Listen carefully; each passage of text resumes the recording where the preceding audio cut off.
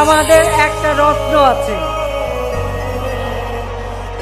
এই রত্নটা ক্রিকেট রত্ন সাকিব আল হাসান। সে বলছে বক্তৃতা দিতে পারে না, আমার বক্তৃতা দেওয়ার দরকার নাই, তুমি খালি বলবা যে তুমি ছক্কা মারতে পারো আর বল করে উইকেট ফেলে দিতে পারো, তাহলেই হবে।